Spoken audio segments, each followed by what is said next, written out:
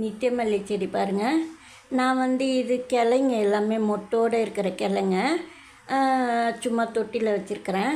பக்கத்தில் பாருங்கள் சில கிளை வேரோடு வச்சுருக்கிறேன், சில கிளை வேர் இல்லாமல் வச்சுருக்கிறேன். எதுக்காகனா இது பெரிய மரமான நித்தியமல்லி செடி, அதாவது கொடி செடி. இந்த செடி நம்மக்கிட்ட வாங்கினது தான்.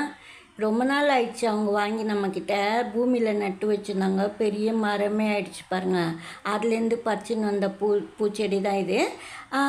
பூவெல்லாம் நல்லா பெருசு பெருசாக இருந்தது. அதனால நான் என்ன பண்ணேன்னா கொஞ்சம் அந்த வேரில் இருக்கிற செடியெல்லாம் இருக்கும் பாருங்கள், அதெல்லாம் கொஞ்சம் எடுத்துட்டு நட்டு வச்சுருக்கிறேன். பூமியிலே தனியாக ரொம்ப நாள் ஆயிடுச்சுன்னா அதிகமாக வேர் செடியெல்லாம் வரும், சாமந்தி செடிகள்லாம் வருமே, அதே போல் இது கொஞ்சம் கொஞ்சம் கட் பண்ணி போட்டுருவாங்க.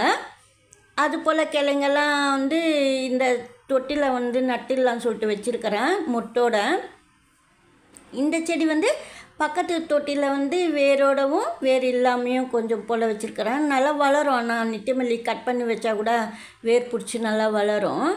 எவ்வளோ மொட்டு பாருங்கள், பெரிய பெரிய மொட்டாக இருக்குது. சரி, இப்போதைக்கு நான் என்கிட்ட இல்லை நித்தியமல்லி, அதனால் நான் நட்டு வைக்கலான்னு சொல்லிட்டு கொண்டு வச்சுருக்கிறேன் சின்ன தொட்டியில் தான். இந்த கிளைங்கெல்லாம் கொஞ்சம் பார்த்துட்டு சின்ன சின்ன ரொம்ப குட்டி பிரான்ச்சஸ்லாம் எடுத்துகிட்டு மொட்டோடவே நட்டு வச்சிட போகிறேன், வருதா பார்க்கலான்னு சொல்லிவிட்டு. அதில் கொஞ்சம் வேர் அதிகமாக இருக்கும் பக்கத்து தொட்டியில். அதுக்காக நித்தியமல்லி வேணும்னா கூட நிறைய பூ வரும், நல்லா வாசமாக இருக்கும். வாசலில் நம்ம நட்டு வைக்கும்போது பூமி இருந்ததுன்னா, இல்லைன்னா தொட்டியில் கூட நீங்கள் பெரிய தொட்டி வச்சுட்டு கூட வாசலாண்ட கூட நம்ம வச்சுக்கலாம். அதாவது மெயின் டோர் கிட்ட சொல்கிறேன்.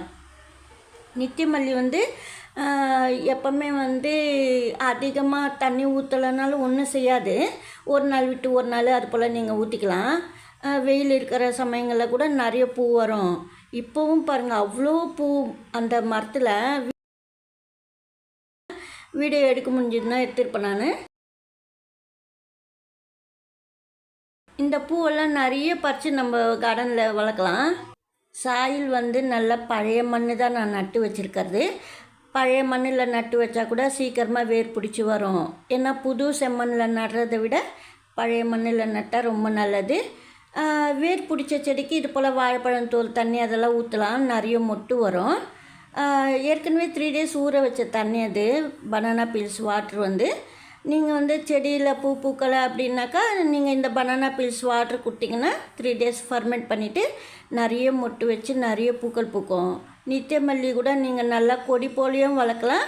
கட் பண்ணி தொட்டி ஃபுல்லாக இருக்கிற போல் கூட நீங்கள் பிரான்ச்சஸ் பார்த்து கட் பண்ணி வளர்க்கலாம். நித்தியமல்லி வெயில் காலத்துலேயும் பூக்கும், மழை காலத்துலேயும் பூக்கும். நம்ம எரு போட்டுக்கிட்டு கொஞ்சம் கொஞ்சம் போல் பார்த்தோம்னா மெயின்டெனன்ஸு நல்லாயிருக்கும். மேலுக்கு ஸ்ப்ரே நீங்கள் எப்போவுமே போல் வேப்பிலை தண்ணி அதெல்லாம் ஸ்ப்ரே பண்ணலாம். இந்த வீடியோவில் தான் பிடிச்சிருந்தா லைக் பண்ணுங்கள். நன்றி, தேங்க்யூ.